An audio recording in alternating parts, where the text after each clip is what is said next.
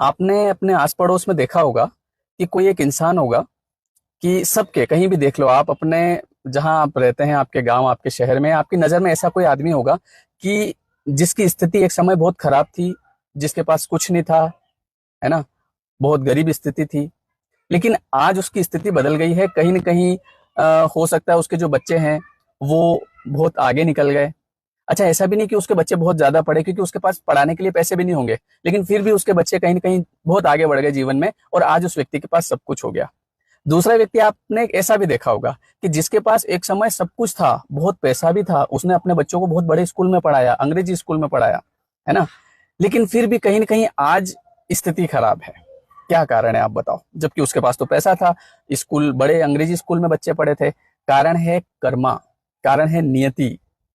जिस इंसान की नीयत साफ है, कर्म अच्छे हैं, दूसरे की सेवा करता है, जिसके अंदर सेवा भाव है, जिसने कभी किसी का मन नहीं दुखाया, जिसने कभी किसी को गलत रास्ता नहीं दिखाया, जिसने कभी मन में छल कपट नहीं रखा, किसी का कुछ खाया नहीं, ईश्वर उसकी ऐसी योजना बनाएगा कि चाहे उसका बच्चा किसी भी स्कूल में पढ़ रहा है, वो आगे बढ़ जाएगा। और जिसके मन में छल कपट है, पाप है, ईर्ष्या है, दूसरों का कभी भला नहीं किया, कभी सेवा भाव नहीं है, कभी किसी की सेवा नहीं करी, उसके ऐसे योग बनेंगे कि कहीं ना कहीं वो सब कुछ करते हुए भी कुछ नहीं कर पाएगा। बहुत सारे लोगों को ऐसा लगता है कि मैं अपने बच्चों को अगर बड़े स्कूल में पढ़ा दूंगा, मेरे पास बहुत पैसा है, इंग्लिश मीडियम में पढ़ा दूंगा, शहर के सबसे बड़े स्कूल में जहां बहुत पैसा लगता है, तो शायद मेरे बच्चे का भविष्य बन जाएगा। आपके बच्चे का भविष्य बनेगा आपके कर्म से। आपके कर्म कैसे हैं, आपकी नीयत कैसी है, आपके अंदर सेवा भाव है कि नहीं है, आप अपने माता पिता की कैसी सेवा करते हैं, आप अपने घर में आए हुए मेहमानों का कैसा सत्कार करते हैं, आपने कितने लोगों को रास्ता दिखाया, आपने कितने लोगों को आगे बढ़ाया।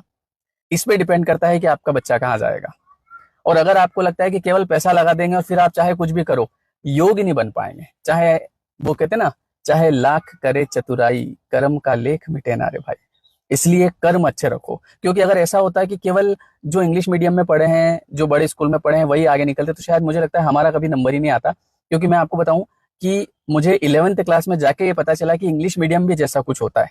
क्योंकि हम 10वीं तक हमारे गाँव में पढ़े, और वहां से जब शहर में गए 11th में, तो वहां जब हमने क्लासेस देखी कि यार ये इंग्लिश मीडियम क्लास, ये हिंदी मीडियम क्लास, तब पता चला कि यार अच्छा, इंग्लिश मीडियम भी होता है क्या 11th क्लास में जाके, है ना।